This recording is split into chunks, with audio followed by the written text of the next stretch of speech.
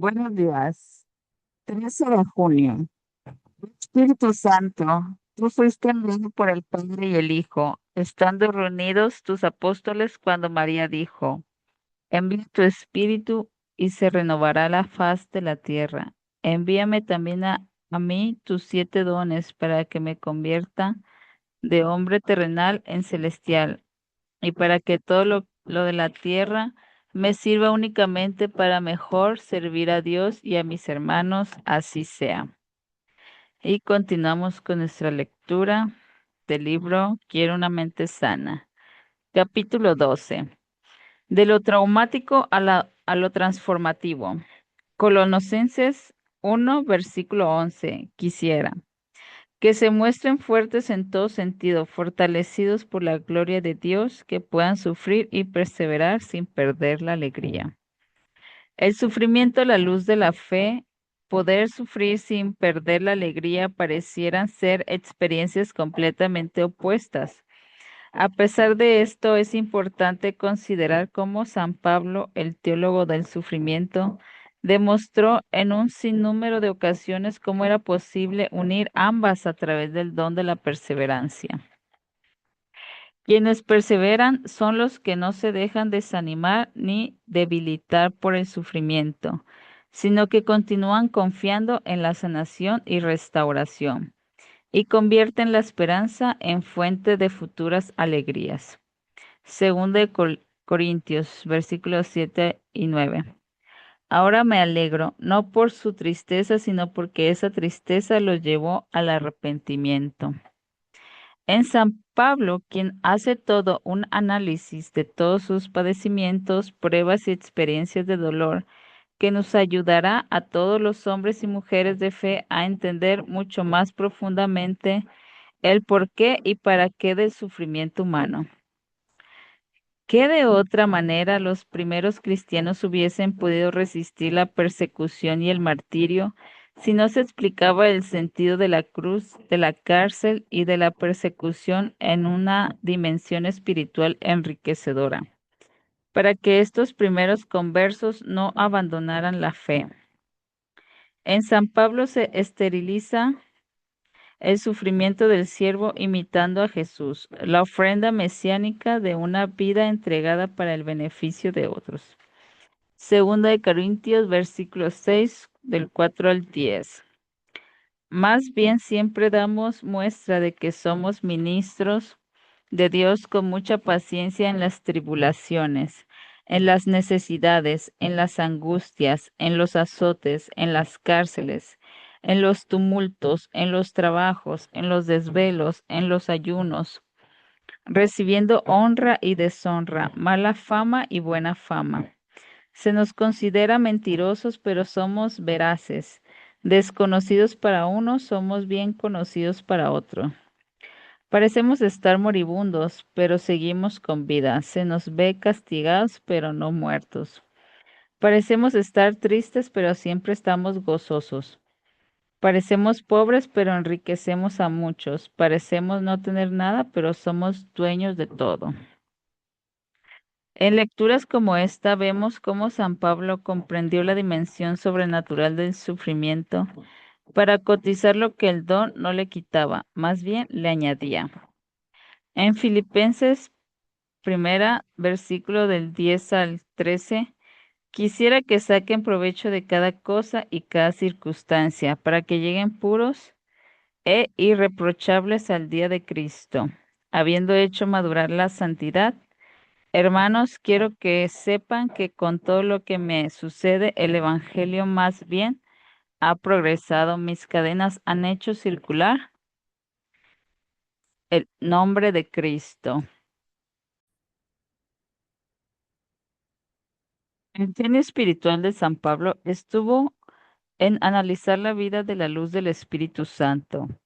Lo que parece pérdida terrenal es ganancia eterna. Es la ley del diezmo que también existe en el mundo espiritual.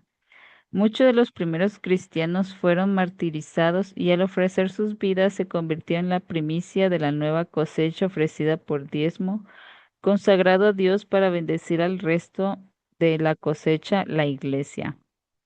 No hay nada que Dios no pueda usar para nuestro beneficio. Las pruebas no son castigos de Dios, sino gestos de confianza de Dios y preámbulo y antesala de algo nuevo. Son confianza de Dios, pues sabe de antemano que a quien le deja participar de un sufrimiento, por duro que sea, es porque Él sabe que lo podrá sobrellevar y vencer. Dios no conjuga verbos de castigo, sino verbos de amor. En sus pruebas, San Pablo sentía la oportunidad de probar su fidelidad a Jesús y comprobar la fidelidad de Jesús a él.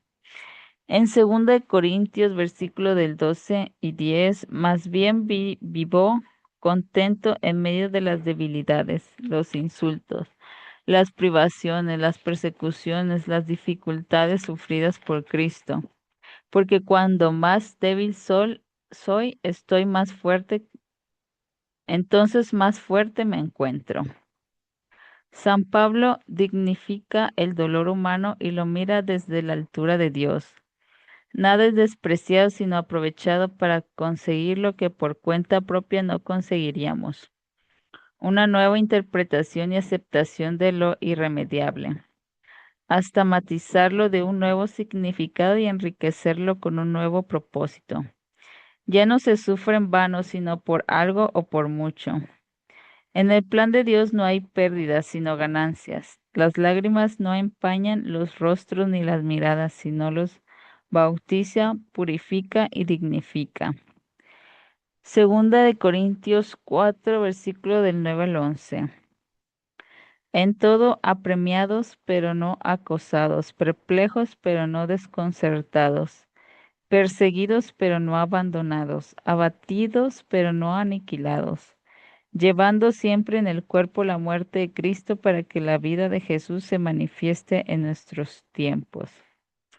San Pablo nos regala dos antídotos al sufrimiento destructivo y desgarrador: el propósito, que ya presentamos, y el consuelo. En 2 Corintios 1, del 3 al 7, gracia y paz a vosotros de Dios nuestro Padre y del Señor Jesucristo, el cual nos consuela en todas nuestras tribulaciones, para que podamos también nosotros consolar a los que están en cualquier angustia con la consolación con que nosotros somos consolados de Dios. Porque así como abundan en nosotros los padecimientos de Cristo, así por Cristo abundan nuestras consolaciones.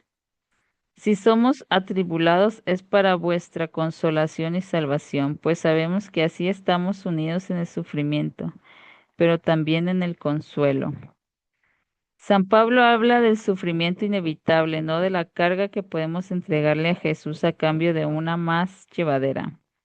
Hay padecimientos que no nos corresponden aceptar cuando son situaciones remediables por las cuales hay que luchar para cambiar, pero los inevitables para los que ni siquiera la psicología de vida nos prepara a aceptar. Son esas experiencias y padecimientos que no podemos abandonar voluntariamente, como por ejemplo el sufrimiento de una madre a quien le nace un hijo enfermo, el padecimiento, el paciente con un diagnóstico repentino e inesperado de una horrible enfermedad, o quienes fueron víctimas de abusos, abandonos o de grandes injusticias. La teología del sufrimiento de San Pablo identifica estos padecimientos como sufrimientos inevitables, pero que se deben convertir en ofrendas, oraciones y poderosas con valor salvífico para unirlos a los sufrimientos de Cristo y extraerle de ellos grandes beneficios espirituales. ¿Cuál es la visión escatológica del sufrimiento que presenta San Pablo? Nos enseña que esta vida terrenal con sus contradicciones y padecimientos no tiene sentido vivirla sin la esperanza de una vida eterna. Las personas que abandonan su fe o no se sostienen de ella sucumben fácilmente a la desesperación, a la depresión, ansiedad, suicidio y procesos de autodestrucción para instintivamente acelerar sus procesos de renuncia o muerte. San Pablo nos dice: esperen el plan mayor, el final glorioso que se encuentra más allá del desierto, o de esta cárcel de dolor o noche oscura.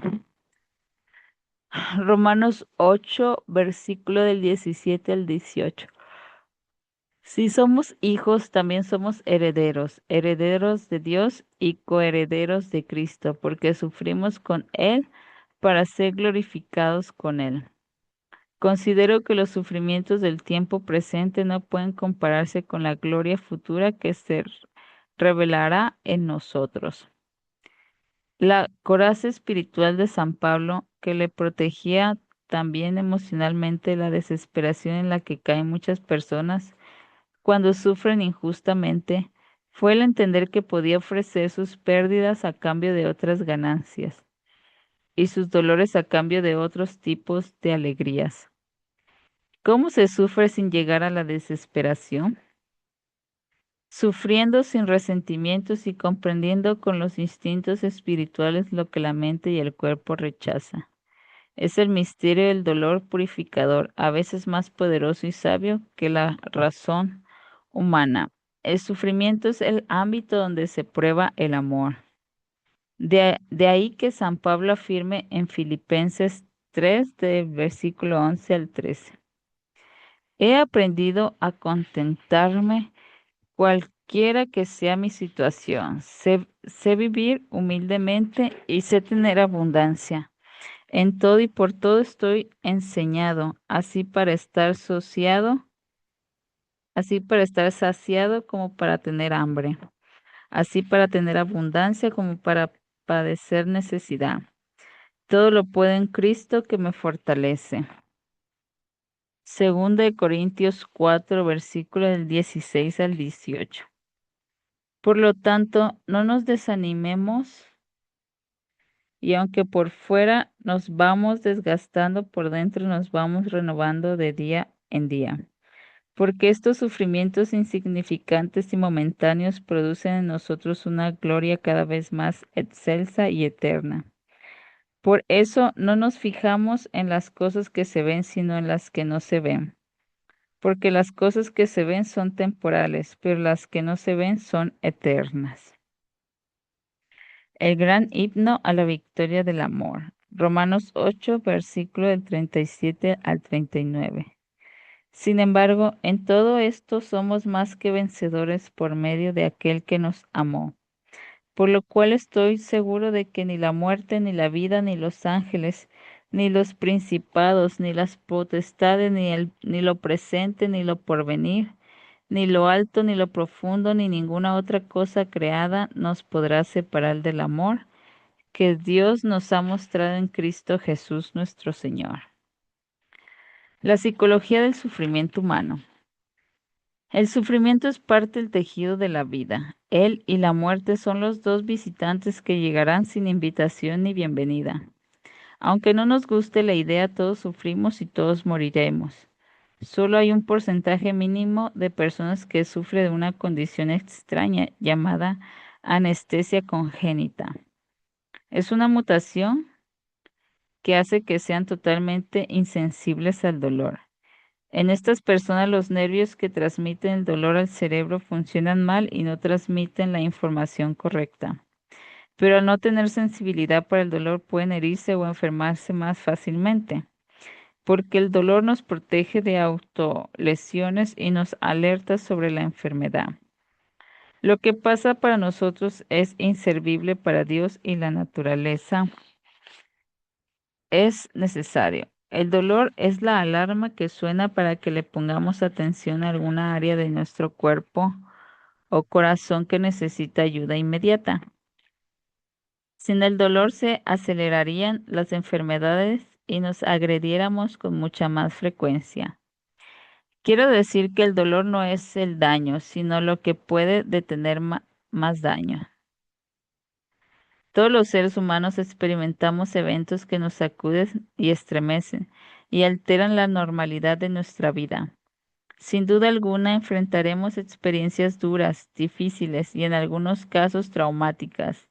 Las duras y difíciles las podremos sobrellevar, pero las traumáticas dejan marcas más permanentes cuando vienen abruptamente y nos encuentran sin corazas, sin defensas ni preparación.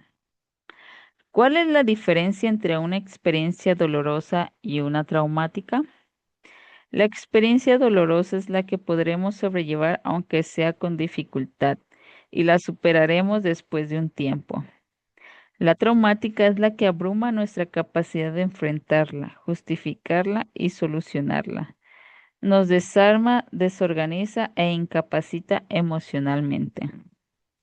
Sentimos que amenazan la supervivencia, retan la estabilidad emocional, usurpan la felicidad porque se sienten como actos de violencia de parte de la vida. Los estudios revelan que el 8% de la población reporta haber experimentado un trauma en algún momento de sus vidas. La realidad que se escucha en las sesiones de consejería y psicoterapia es que son muchos más.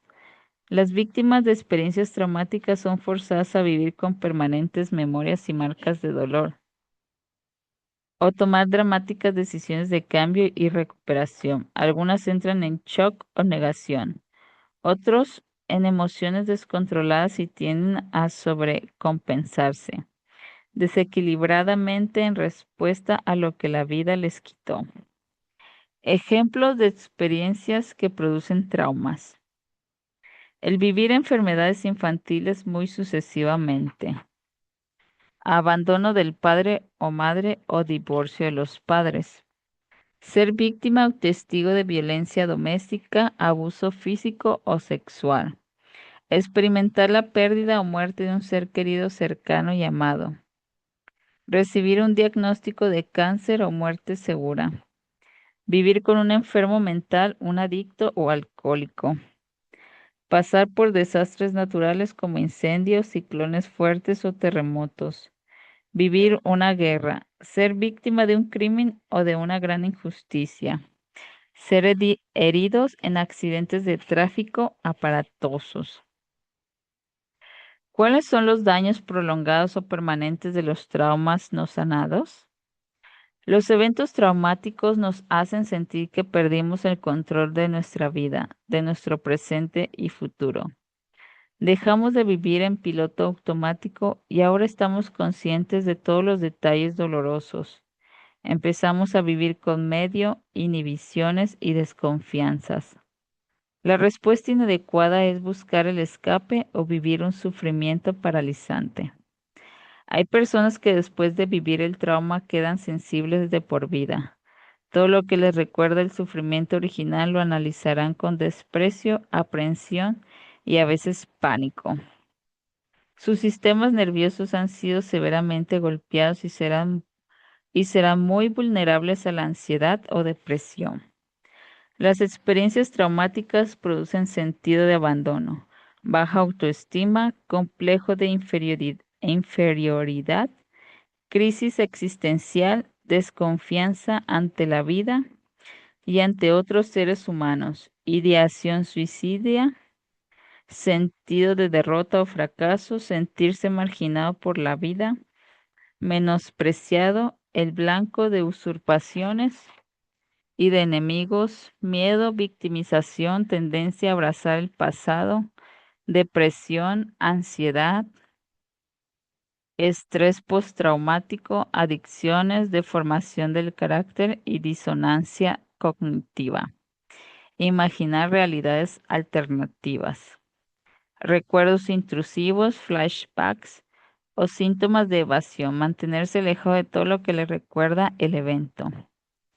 Además, pueden presentar otros síntomas, incapacidad de sentir amor o alegría, evitando personas, lugares y cosas relacionadas con el evento original.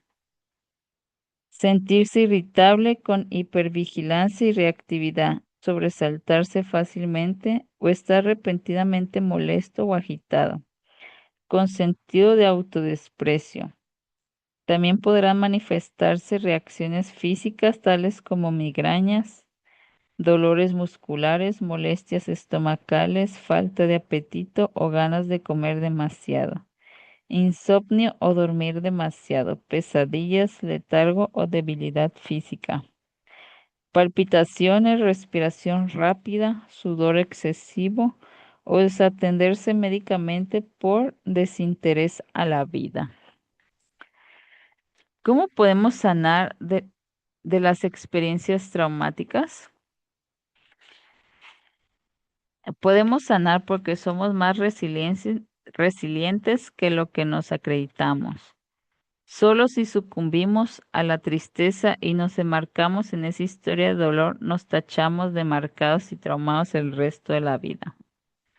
En tales casos, ahí nos sanaremos, pero si trascendemos y nos empujamos fuera de ese episodio, podemos superarlo al aprender, crecer y madurar. En consejería, el tipo de psicoterapia llamada terapia cognitiva conductual, que he mencionado ya varias veces en este libro, ha resultado ser muy efectiva al enseñar a dialogar con la vida y con la ayuda de profesionales de la salud mental. En esta terapia se trata de encontrar explicaciones más razonables y aceptables a lo sucedido, un proceso que llamamos reestructuración cognitiva. Puede incluir sesiones de terapia de exposición, exponer al afectado poco a poco y de forma segura a la experiencia traumática que tuvo para desensibilizarle del impacto inicial.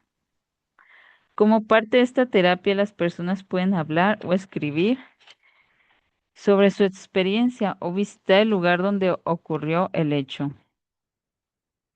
Las terapias también ayudan a desenfocar la mente del trauma y enfocarse en experiencias nuevas y alicientes a buscar.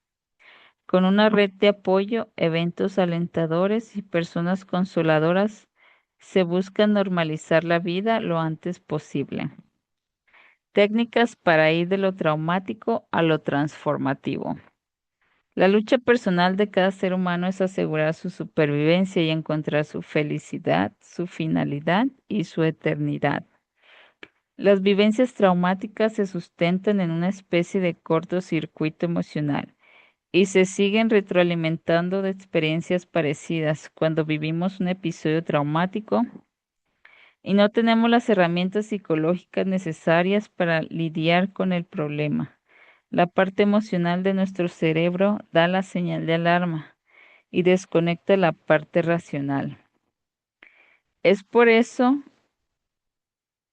por lo que tenemos que recuperar la autoridad de la razón y la desautorizar la supremacía de las emociones.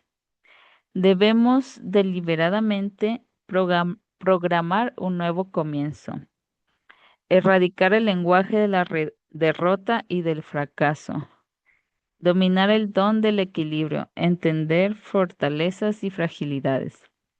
Equilibrar la inteligencia con el corazón, no sentirse emocionalmente abrumado ni mentalmente perplejo. Dejar de ser espectadores y empezar a ser protagonistas de la historia. En otras palabras, producir cambios estableciendo nuevos límites, exigiendo reciprocidad, representándonos de una manera más digna, creyendo en los dones, el potencial en reserva de inteligencia y creatividad. Perdonar, pues, el perdón ayuda a dejar fuera todas las emociones negativas y suprime considerablemente los estresores negativos. Hay que buscar cómo empoderarnos aumentando el potencial y las posibilidades para triunfar. Encontrar propósitos nuevos. Cuando las personas viven con un propósito más alto, tendrán una perspectiva más positiva de la vida y serán más resistentes al estrés y a la ansiedad. Buscar validación y relevancia. Si no viene de otros, tiene que venir de nosotros mismos y de Dios. Rodearnos de apoyo emocional y espiritual, de fe, de oración constante y de comunión de hermanos sanos que respalden nuestros procesos de cambio. Primera de Corintios del versículo 10 al 13. Ustedes no han pasado por ninguna prueba que no sea humanamente soportable. Y pueden ustedes confiar en Dios que no los dejará sufrir pruebas más duras de las que pueden soportar. Por el contrario, cuando llegue la prueba, Dios le dará también la manera de salir de ella, para que puedan soportarla. Muchas gracias. Hasta aquí termina el capítulo 2.